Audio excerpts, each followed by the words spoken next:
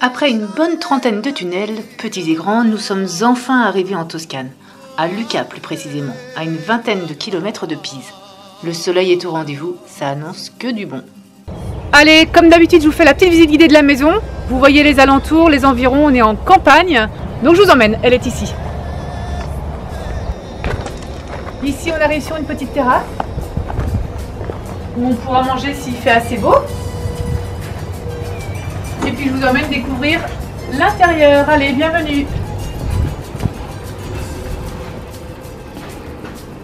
Alors ici, on a le côté salon.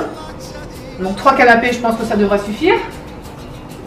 On a la petite table ici, la cuisine. Donc c'est fonctionnel, il y a tout ce qu'il faut. On a mis un petit peu de pellet dans le poêle parce que quand on est arrivé hier soir, la maison était très fraîche. Donc pour réchauffer un petit peu les murs et la maison, on a acheté quelques packs de pellet, quelques sacs même. Ici on a la buanderie où il y a la machine à laver et puis je stocke le linge sale. Tac tac tac. Ici on a la chambre des enfants. Donc leur deuxième maison c'est le placard, hein, ils adorent. Est-ce qu'on peut rentrer dans ta maison? Oui. Je vous suis. Allez, ça continue ici. Ici on a la salle de douche. La salle de douche elle est grande. Enfin, ouais, la pièce elle est grande. Avec les toilettes. Et on a enfin notre chambre. Une grande chambre aussi. Le seul inconvénient c'est qu'il n'y a pas de volet. Donc bah voilà, moi je suis réveillée dès 6 h du matin dès que le soleil commence à se lever. Mais sinon elle est bien, elle est grande. On a même un petit extérieur ici. Bon, après voilà. Il n'y a pas de vis-à-vis en tout cas, c'est déjà ça. Voilà, vous avez vu notre petite maison, on y reste jusqu'au 27 mars. Et puis bah, maintenant il n'y a plus qu'à découvrir Pise, Florence, enfin voilà, tout ce qui est apparemment très très beau à voir. Lendemain matin, j'avais envie de découvrir un petit peu les alentours. Petite promenade au bord du fleuve. Le printemps arrive, c'est sûr.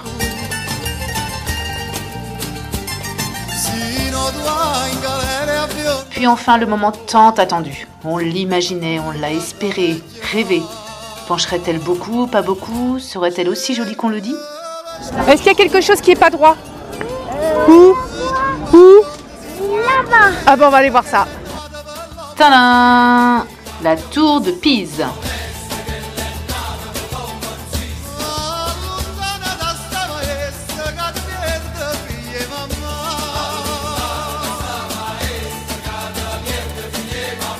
Tout le monde me disait que c'était très beau, que le cadre était magnifique et franchement, ils avaient raison.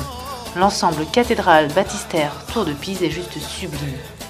De style roman, la tour est réellement impressionnante. De par sa beauté et puis surtout, elle penche vraiment beaucoup. La tour de Pise en fait c'est un campanile. Un campanile c'est ce qui abrite les cloches de la cathédrale qui est juste derrière. Donc voilà, je ne savais pas qu'on appelait ça un campanile. Voilà. Je vous apprends quelque chose peut-être aussi? Bon, moi je ne savais pas en tout cas. Elle est en décalage de 5 mètres par rapport à l'axe qu'elle devrait avoir si elle était droite. Donc 5 mètres c'est pas rien quand même. Hein. En fait, terminée en 1173, elle n'a été droite que 5 ans. Sous ces 20 degrés, c'est agréable de se poser, de flâner entre la tour et la cathédrale. C'était trop beau. La visite de la cathédrale est gratuite. Entrons voir ça.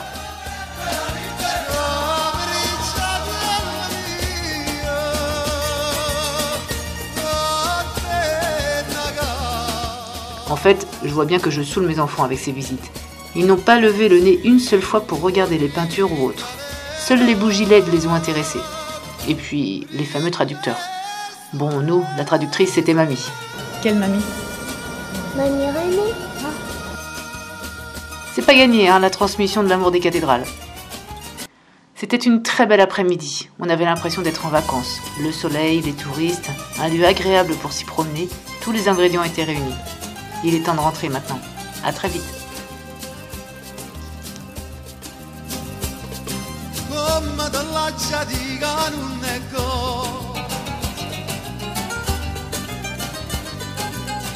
non è per te